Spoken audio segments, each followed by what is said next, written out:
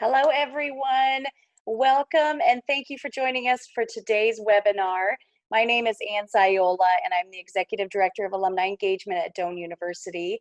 And our goals in the Doane Alumni Office are always to educate, engage, and empower alumni and friends. And we are just very excited to have you join us for this webinar in our brand new professional and personal development program called Lifelong Tigers. This webinar will be recorded and shared on our webpage, and we are also live today on Facebook. So hello to everybody that's joining us via social media. Today, the Doane Alumni Association is hosting a program called Through the Lens, the Story of a Biologist, featuring Professor Emeritus Dr. Robert Muckel.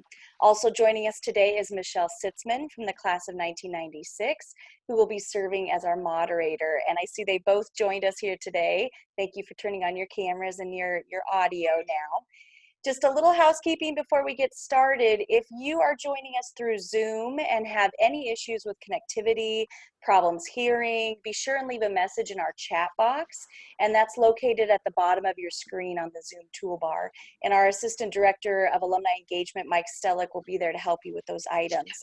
You can also chat with each other in the chat box about your own experiences with Dr. Muckel or photography, and I have a feeling we'll be throwing some questions out there to you too to answer.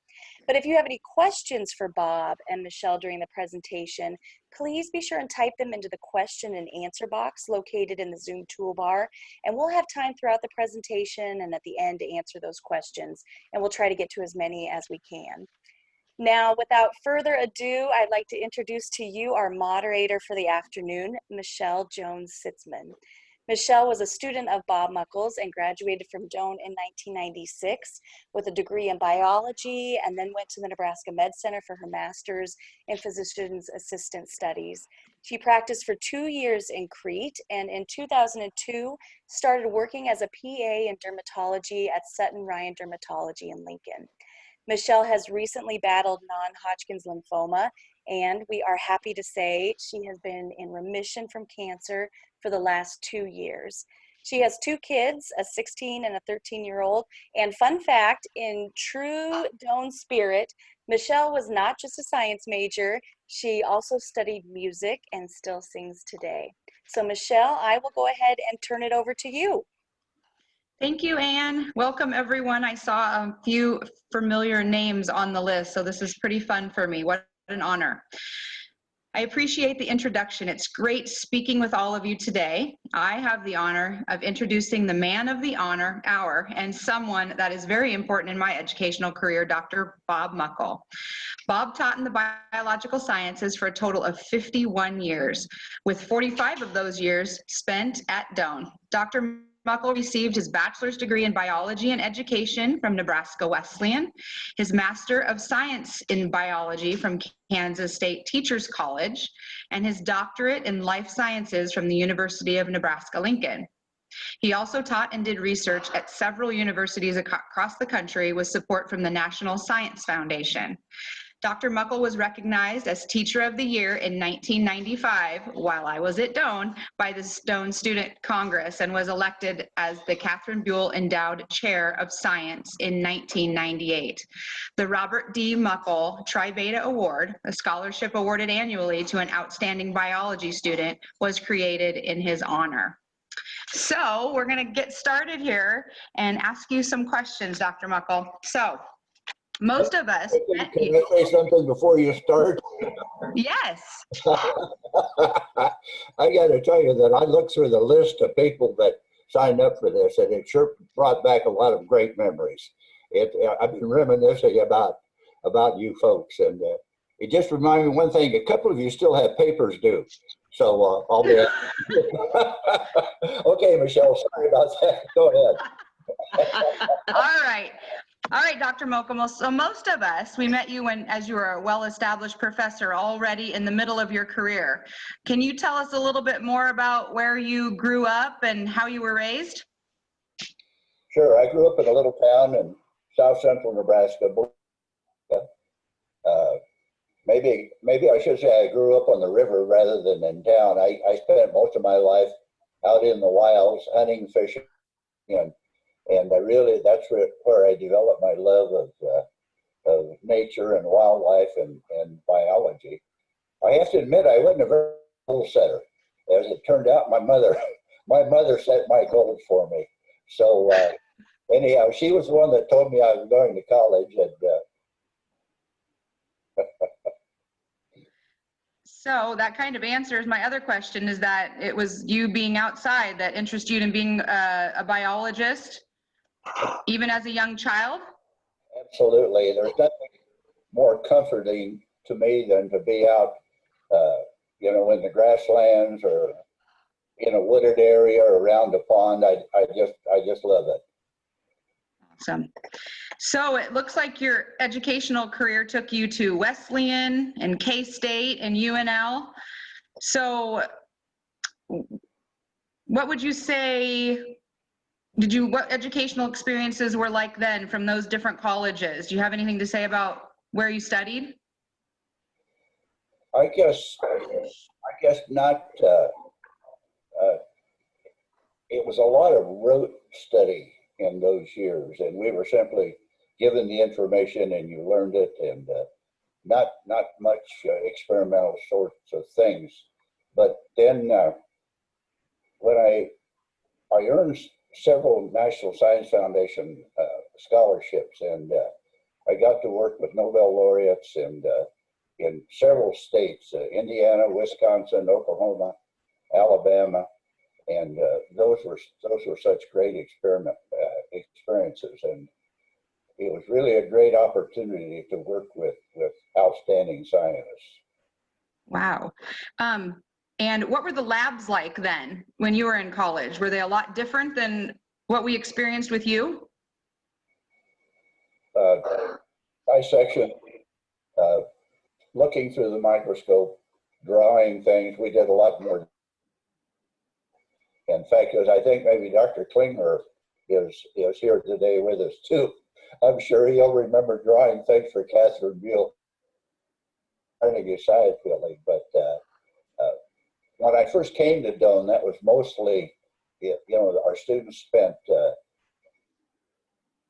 in the laboratory sketching diagrams of cross sections of stems and leaves, and so not much experimenting. Okay. So what brought you to Doane, and more importantly, what kept you there for 45 years? Well, I had taught 4 years in Nebraska in high school, and then the Bethany College in Lynchburg, Kansas, going through my records at the Kansas State, and thought that I might be good for them, and so they actually came and contacted me and asked me if I would serve as a substitute for one of their professors for 2 years, and I did that. And it was and when I was finishing, I decided that my wife's parents, and by the way, my wife passed away just a year ago, and so we've been living in independent living, and that's been a hard time for me. But anyhow, her parents lived in Milford, and I wanted to be closer to her family, and so I I talked to Darrell Williams, who was the dean then. Phil Hickman was the president, but actually it was Darrell that hired me, and we had such a great visit, and I met Catherine Buell, and I fell in love with Catherine. Catherine scared her, but she and I got along fine, and we were the best of friends. But anyhow, go ahead. What kept you at Doane? Students. Love Students. Yeah, I just, it was so nice, and of course the faculty and staff, and everybody was so friendly, even, down secretaries, people that worked on the grounds, just such great people. And I'm sort of a people person anyhow, and I fell in love with the students. Mm-hmm. All right, so I'm sure that you saw lots of changes while you were there, since you were there for 45 years. What would you say was the biggest change that you saw during your time at Doane? Oh, the advances in science. It's just amazing.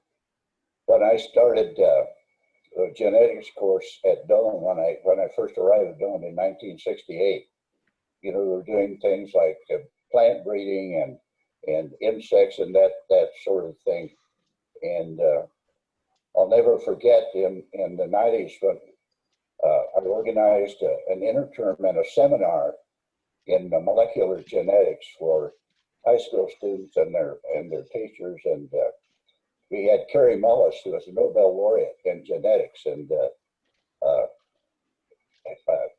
we were able to convince him to come to Doane and spend a week with our students. Well, that was before your time, I guess. Mm-hmm. But anyhow, at that time, we were isolating nucleic acids from organisms and viruses. And actually, we did some work with the RNA viruses, which is kind of disturbing now with the COVID-19. But yes, interesting group of in the RNA viruses. Do you have any special moments or memories that come to mind that you want to share with everyone about Doane, or someone special that you worked with? I know that's a broad question for a lot of years, but is there anything that you can think of? Oh, there were so many. I was so fortunate to be at Doane and to be a teacher. It was really a blessing, and I just loved it there. The one thing that always comes to mind, pardon me, I'll have a hard time saying this, but I don't know why, but I'll never forget the first Christmas at Doane when we had a string quartet in the con, and the people were there, and it was, I think, just 2 days before Christmas, and we left that evening, and snow was falling, and it was such a beautiful moment. But that's something that always comes back to me. Pardon me for that. That's awesome. Did you? Oh, I didn't mean to do that. Dr. Tuma in the background. Tell him to sit down.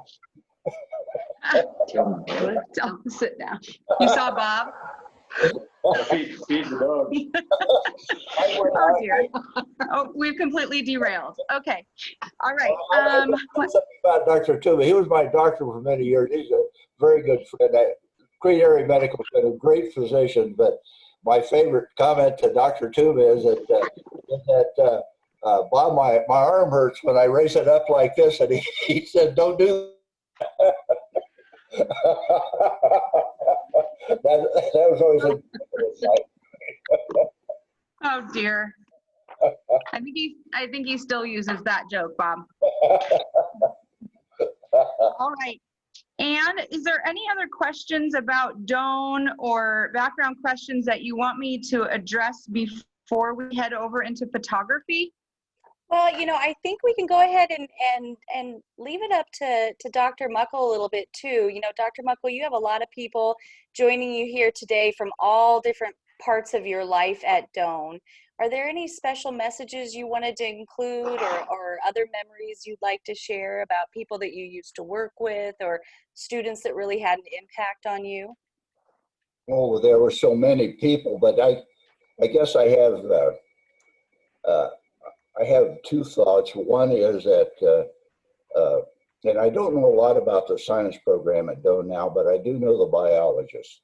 At least I know 3 of them, and they are such wonderful people. And out there, I know that over the past, I think it's the last 4 years, that the science department has gotten over $4 million in outside grant money to support school. And I just think that is marvelous, and I think they're doing such a great job. And the other thought I have, and this is no cliche, but to smell the roses. Stop and smell the roses. We all have that destination ahead of us, but I've always been able to look at it as a major part of my life experience. And I would just say, stop and smell the roses in your life. And that's out anybody. There's some of them I don't like, and I don't. There's some people you'd rather not talk about. Is that what you're telling us? I just said, when I went through the list of people that are here or participating in this, it's just brought back such great memories. Right. And when you started, Bob, what building were you in, and kind of what type of space did you have at school there? Well, that's one of my favorite jokes that I ask in administration, that I still have keys to 3 buildings that aren't there.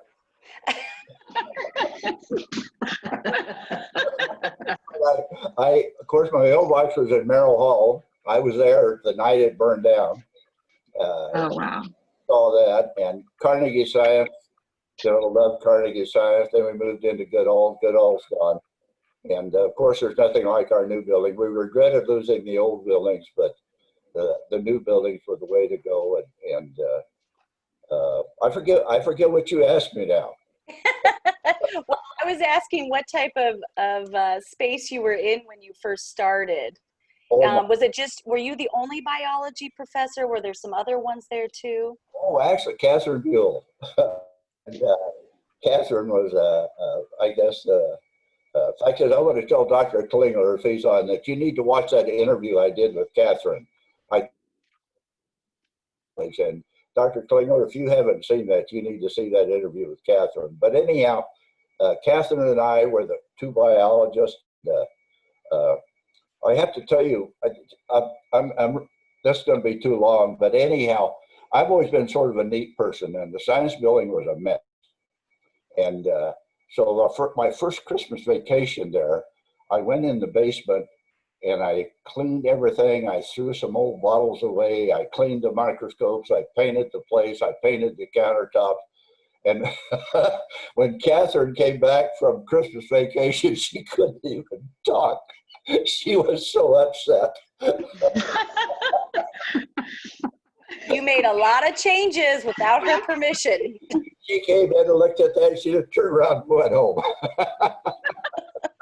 Well, I'll tell you one more story about Catherine.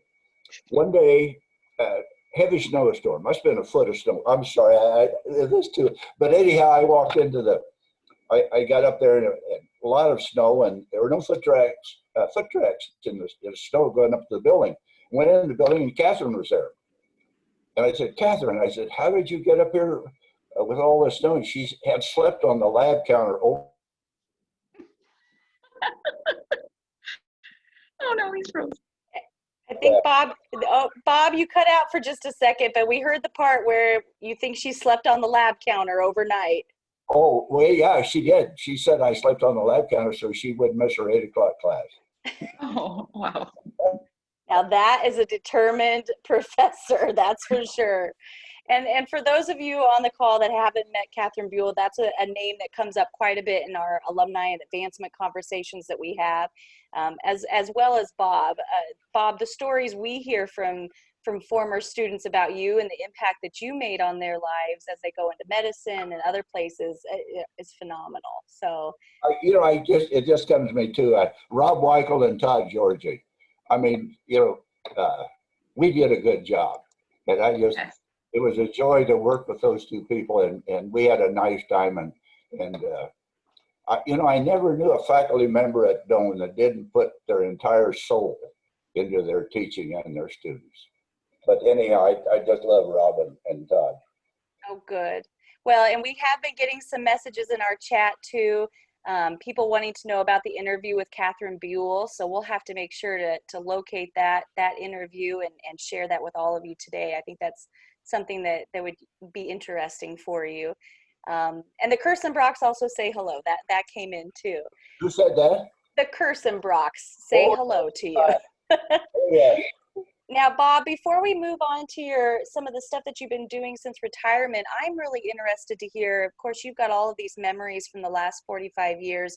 You said that you were there the night that Merrill burned. Can you tell us a little bit more about that? Well, we lived on East Ridge. Actually, most of several Doane faculty lived on East Ridge, which flies was maybe a block and a half from the college. And my wife and I woke up in the night. We had a north bedroom, and the entire bedroom was illuminated from a fire. And so I went out and woke up the Baileys, and then got a friend, and we drove up and it was a horribly cold night, and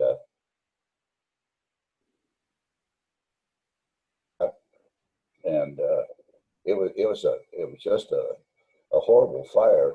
Remember the next morning I went up, and actually the fire was so hot that the safe in the office had melted, and but it was an awful fire. Wow. And not a whole lot left afterwards either.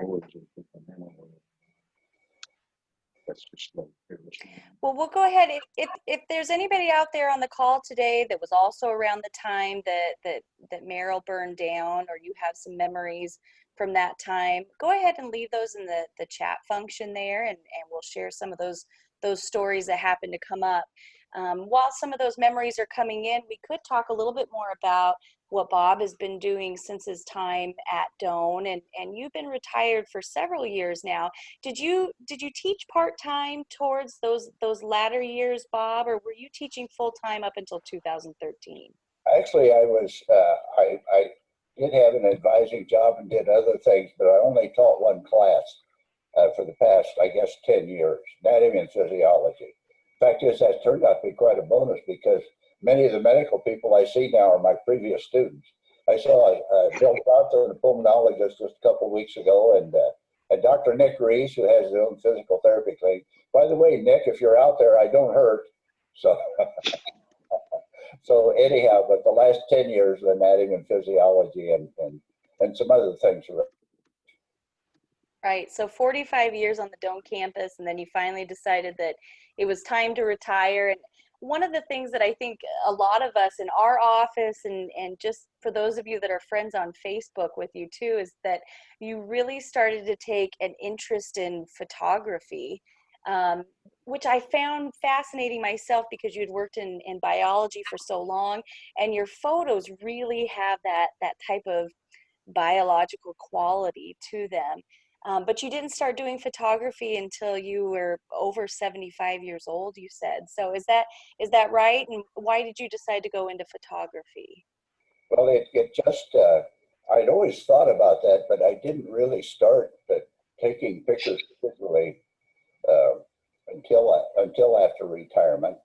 And I I got into it in a big way. I have a couple of websites now on my photography, and I have art shows from time to time. I had some art out at the Crane Trust at Grand Isle, and I have some of my photographs up at the Noyes Art Gallery now in Lincoln here.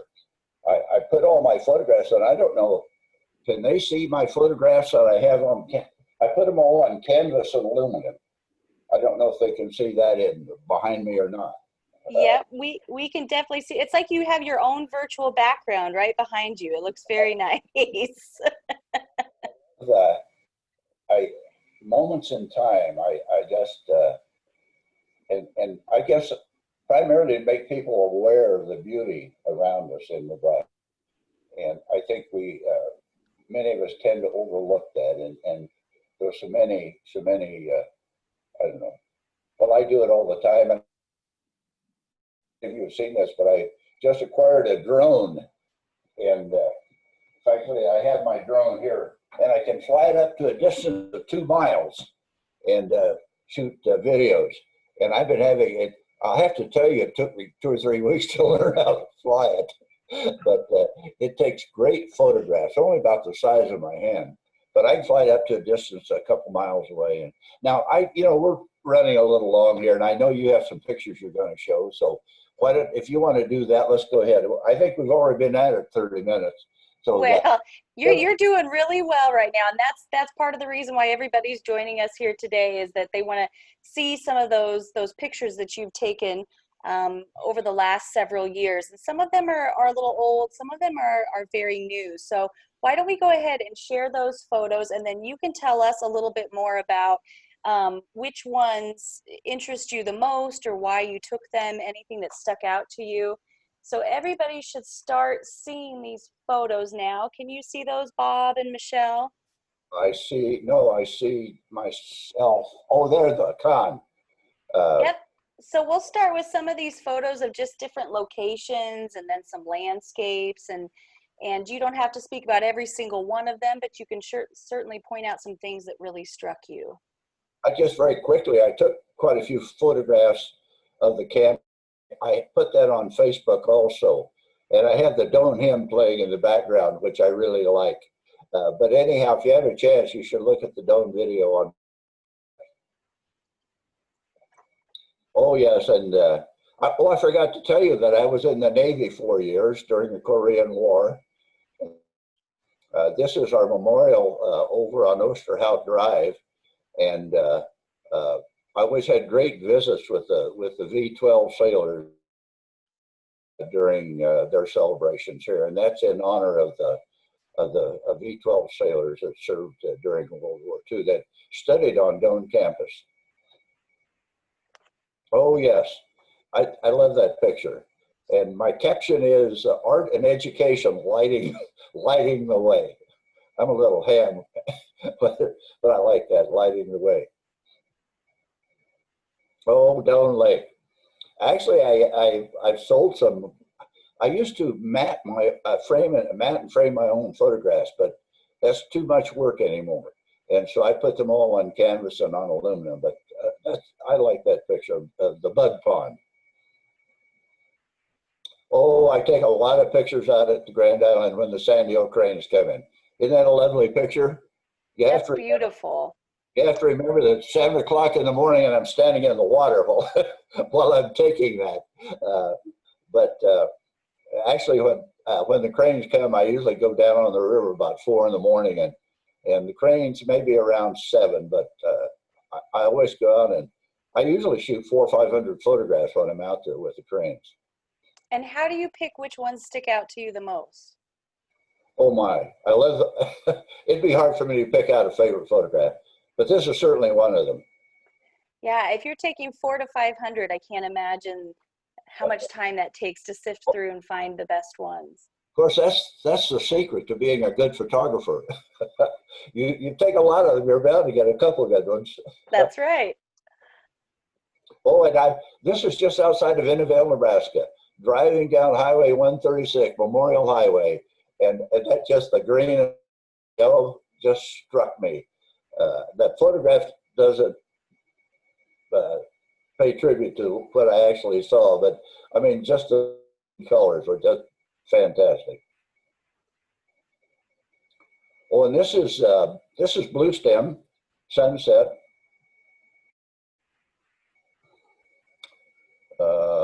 Not sure where I took that one. That is I don't know. Something that has a beautiful sunset or sunrise. I think that's a sunset. Oh, there's a swallowtail butterfly. I like that one. Oh, I just sold one of those up to Noah's Art Gallery. I had a medal, I think, 11 by 14. They just called me yesterday and said that somebody had come in and bought that. But it's a beautiful photograph. And you know, Bob, when we send out a note to all of our guests today, we'll include a link to your website so that they can see all of the different photos that you have posted on here.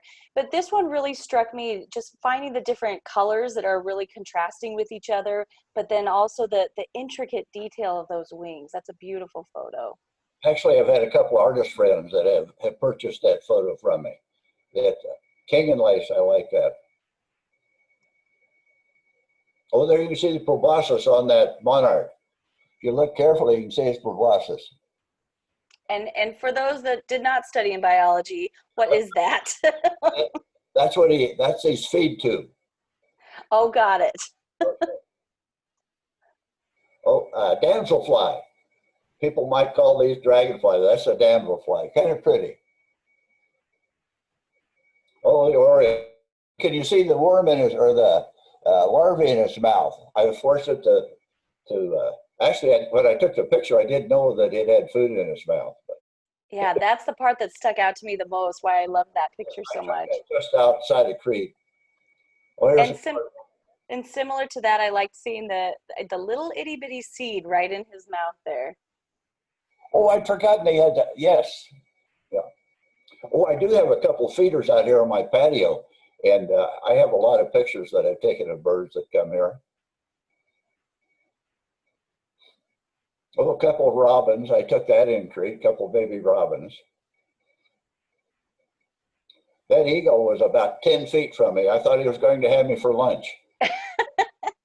In the spring and fall, we have a lot of eagles, bald eagles around Nebraska. I haven't seen any golden eagles, but bald eagles, and this one flew right at me. Oh, Sandhill Cranes. I like that photograph. What's a beautiful bird. Yeah, being able to see under the wing there, that's a part that I don't normally see with those photographs. I'm laying in the river bed and I heard this swishing overhead, and I turned over and they flew right over the top of me. Always like the pheasant. Don't see many pheasants. No, not in this area of the state, do you? And that one has such beautiful colors. Oh, deer, a lot of deer. I've read reports from the Game Commission that in some sections in Nebraska, there may be 500 deer in one section. Most of them, of course, are not that heavily populated. Right. I think my dad would agree with you with all of his corn that gets eaten each year. So. Oh, and I love this woodchuck. Ground.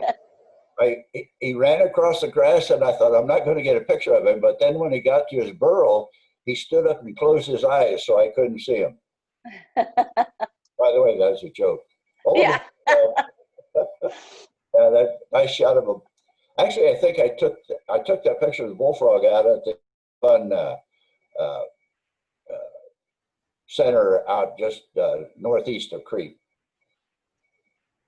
And I wanted to make sure and include some of your other work that you've had, Bob. I know that Willa Cather's been somebody that you've really paid attention to as well with her history, but then also the photography as well. Can you tell us a little bit about some of the travels you've done for that? I have actually I put together a PowerPoint on Willa Cather, and this is a photograph from that. I grew up not too far from Red Cloud, and as I read her books, I find that her experiences were not all that much different than mine growing up. The experiences on the prairie and along the rivers and so forth. And so I've taken photographs of many of the sites around Red Cloud that involved Willa Cather.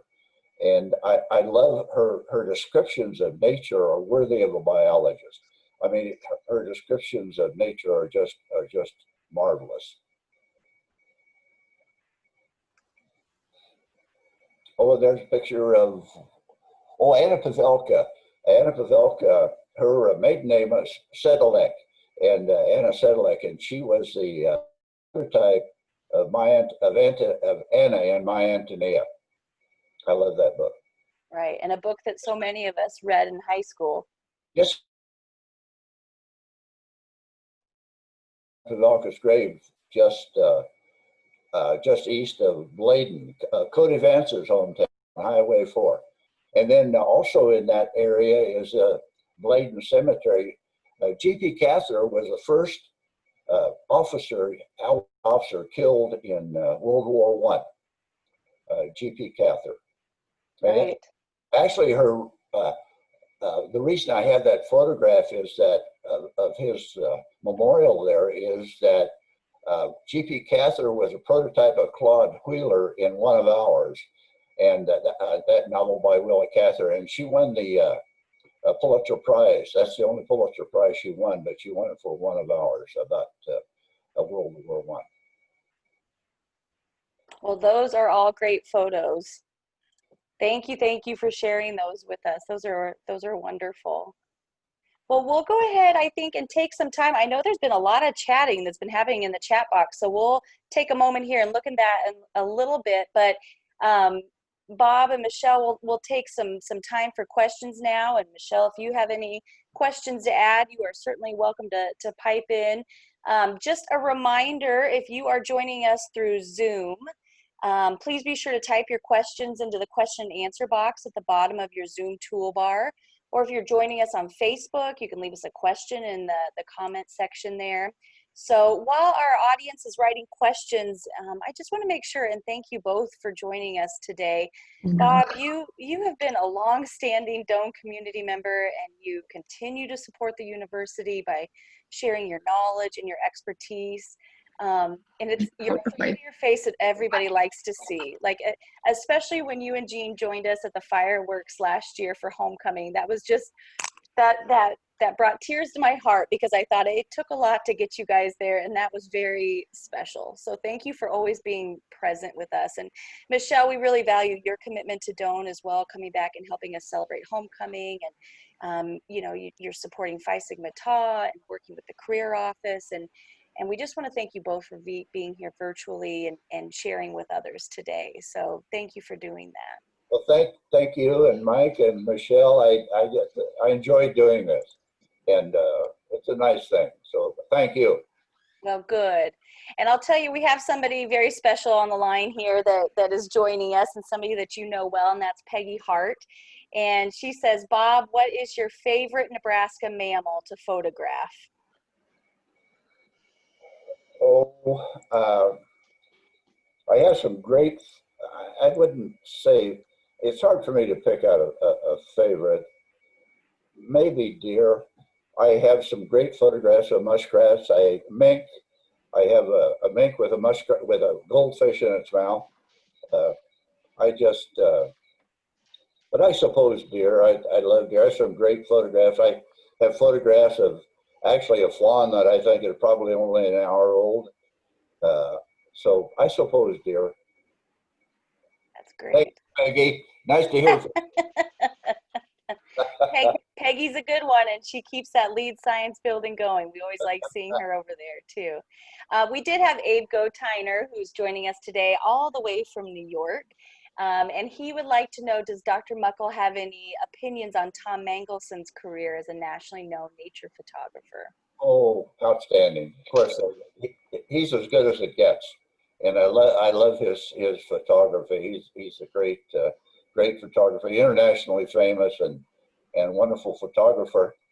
I do want to tell you though that at the last Crane Trust sale, I sold more photographs than he did, but mine were a lot cheaper. I bet they were a little bit cheaper. Well, I got to tell you about Tom too. When he was a senior at Doane, he won the National Goose Calling Championship. I thought that was Goose calling. That's pretty good. I'll remember that one the next time I see him. We have a couple of other questions have come in. Rob Weichel's joining us today. Rob did a really great interview with you a couple of years ago that helped spur our interview along too. So we should be sure and share that with folks as well. But he would like to know, how long will a bee stay on a soybean flower? Say that again. How long will a bee stay on a soybean flower? Tell him to be quiet. No. No, I spent hours out in a soybean field, and I was actually tracking fungal spores with radioactive carbon. And when I was out there, I thought, well, I'll just time how long a bee stays on a flower, you know. And actually, I did find the fungal spores on the bees, so they were transmitting the fungus as well. And so I timed the time, and I asked him that question, and I think it was 12 seconds, but he knew, he guessed the time exactly. He knew it on the dot. And Peggy says he's a smart aleck, that Weichel. Another familiar face from the science wing over there in the lead science building is Russ Sochek. And Russ wants to know if you can talk a little bit about marine biology trips to Galveston. And he said, it led me to a great experience as I completed my graduate work at Texas A&M University. Hi, Russell. Nice to hear from you. I'm so glad you're at Doane. And of course, I love when the interterm started, and I think it was 1971, we were concerned about losing freshmen over the holiday break, Christmas time. And so Dean Katana and I started talking, and I said we should offer programs during January. So we looked around the country, and there were interterms being offered, and so we decided to do that. And my first interterm was to Galveston. I think Lynn Johnson is maybe she was on the list. I think she was on my first interterm trip, and Russell went on a couple with me. But we had great trips to Galveston. When we first started out, I think it was $150, and that was transportation and food. And we spent a month in Galveston. We stayed in an old fort, and it cost the students $1 a night. And, Wow. but they didn't charge the cockroaches anything. They got to stay there for free. But it was what a wonderful educational experience it was. And I did that for several years, and then when I stopped doing that, Russell had come to Doane, and then he carried on with it for a couple of years. But I mean, the crabs and the shrimp and all of the fish and the birds and the environment, the estuaries and open ocean. I mean, scuba diving. We did some. We went out in the Gulf and did some research for drilling for oil, and I mean, it was just outstanding experience. Thank you. Russ says he was on the first one and the second one, and he's glad to be at Doane. So I remember him as my geology teacher from way back in the day, and now he has a daughter at Doane. I'm going to make this quick. One time I was introducing Russell, and I was very profound, and I asked him what he thought the greatest experience was that he had on the trip, and he said the tall buildings and.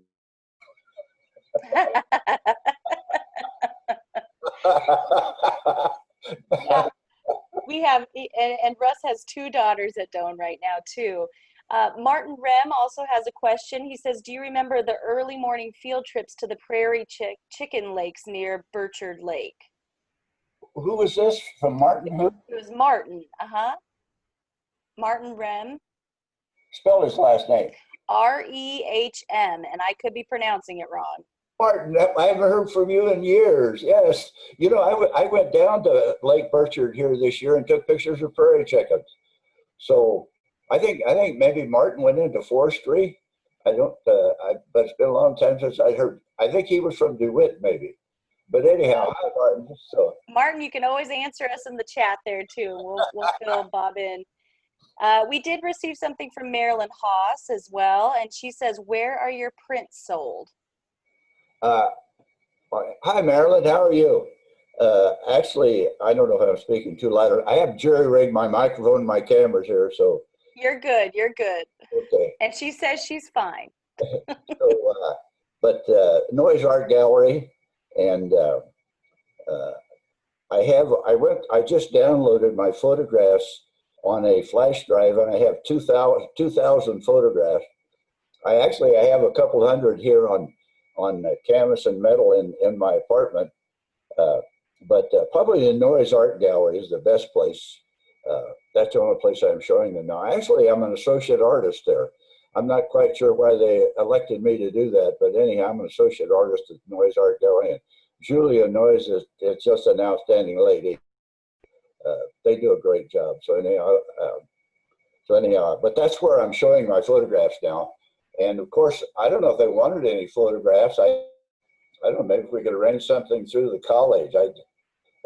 We could share some money with the college and whatever else, but maybe we could work out something with the college. Well, we are always looking for different ways to raise money for the college. So anybody that wants to help donate, we will gladly take that. Peggy Hart did leave a link in the chat for those of you that are interested for the Noise Art Gallery, and it shows a little bit more about what Bob is doing there too. A couple of other things we have coming in. Matthew Schmidt has joined us, and he says, I think of Sammy Ray all the time. Sammy Ray, R-E-Y. And I'm not sure who that is, but I bet you do. Oh, Matthew, hi, how are you? I love Sammy. Sammy passed away. He was a veteran of World War II, and he was a medic, hospital corpsman, just like I was, and Sammy and I got along great. And actually, I wrote to several coasts when I started the Galveston interterm, and he was the only one who responded, Texas A&M. And so, and he and I became great friends, and there's so many stories about Sammy, but he was one of a kind. That's great. Well, we have just a couple more minutes here. If anybody else has any other questions out here that you'd like to ask Bob, like Russ Sochek wants to know what prompted you to grow a beard. Rob Weichel also thinks that you might be stealing his style with your beard. Actually,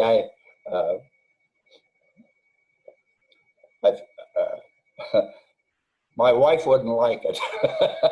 I guess that's all. She wouldn't like it, and so now's the time to give it a little try. I joke, tell her, I'd say, women really like this. And she'd say, oh, well, what women is that?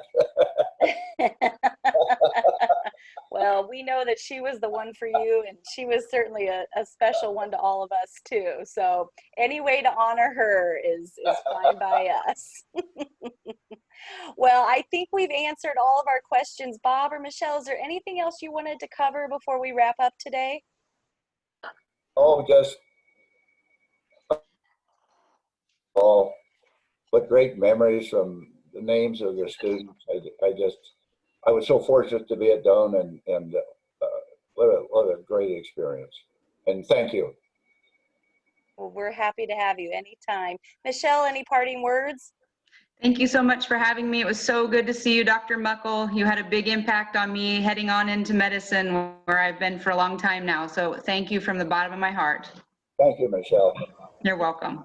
Well, we want to thank everybody for joining us today. We really appreciate it. And this webinar has been recorded and will be shared online soon. We'll be sending out a note to all of you that attended as well. So we'll try to include some of those links and some of those other things that we've talked about. We might be able to include the video that Rob Weichel did interviewing you a couple of years ago as well.